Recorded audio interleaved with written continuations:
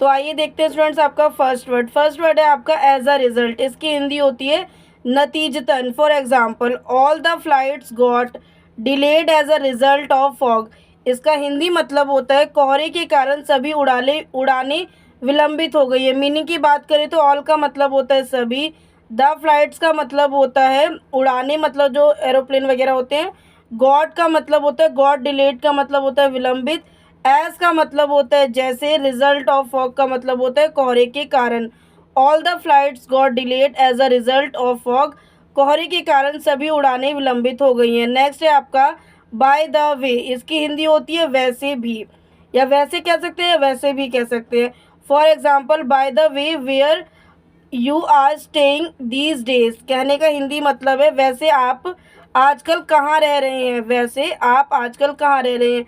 तो मीनिंग की बात करेंगे तो बाय का मतलब होता है वैसे, बाय द वे का मतलब होता है वैसे, वेयर का मतलब होता है कहाँ, यू का मतलब होता है आप, आर का मतलब होता है रहे हैं, स्टेइंग का मतलब होता है रह, दीज डेज का मतलब होता है आजकल। By the way where you are staying these days, वैसे आप आजकल कहाँ रह रहे हैं। नेक्स्ट वर्ड है आपका eight any coast.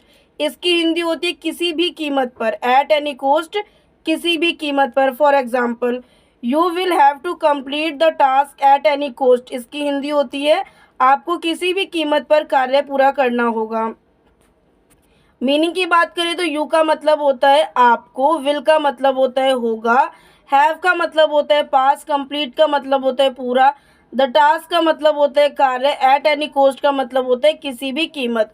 You will have to complete the task at any cost, आपको किसी भी कीमत पर कार्य पूरा करना होगा। देखते हैं आपका नेक्स्ट वर्ड। नेक्स्ट वर्ड है आपका अलॉन्ग विद। इसकी हिंदी होती है साथ में। For example can you go along with them. इसकी हिंदी होगी क्या आप उनके साथ जा सकते हैं। मीनिंग की बात करें तो कैन का मतलब होता है सकते हैं, यू का मतलब होता है आप, गो का मतलब होता है जा, अलॉन्ग का मतलब होता है, अलॉन्ग विद का मतलब होता है उनके साथ या साथ में, दैम का मतलब होता है उन्हें। Can you go along with them, क्या आप उनके साथ जा सकते हैं। नेक्स्ट वर्ड है आपका आफ्टर ऑल। इसका मतलब होता है आखिर या आखिरकार या आखिरकार। For example go and talk to him, after all he is your father. Hindi मतलब है इसका जाओ और उससे बात करो, आखिर वह तुम्हारे पिता हैं। तुम्हारा या तुम्हारे बोल सकते हैं आप लोग, जो आपकी सिचुएशन पे डिपेंड करता है आप वही बोलेंगे। तो देखिए गो एंड टॉक का मतलब होता है जाओ और उससे बात करो, go and talk to him, जाओ और उससे या उनसे बात करो। आफ्टर ऑल का मतलब होता है आखिर, ही इज़ योर फादर का मतलब होता है वह तुम्हारे पिता हैं। देखते हैं आपका नेक्स्ट वर्ड एट ऑल। इसकी हिंदी होती है बिल्कुल भी। For example I don't like him at all, मुझे वे बिल्कुल पसंद नहीं है। तो मीनिंग देखेंगे यहाँ पे आपके आई का मतलब होता है मैं, लेकिन डिपेंड करता है आपकी सिचुएशन क्या है। तो यहाँ पे सिचुएशन यही कह रही है कि यहाँ पे आपको आई का मतलब मैं नहीं लेना है, मुझे लेना है। डोंट के लिए आपको नहीं लिखना है। लाइक का मतलब होता है पसंद, हिम का मतलब होता है उसे, एट ऑल का मतलब होता है बिल्कुल। I don't like him at all, मुझे वह बिल्कुल पसंद नहीं है। देखते हैं आपका नेक्स्ट वर्ड। नेक्स्ट वर्ड है आपका एटलीस्ट।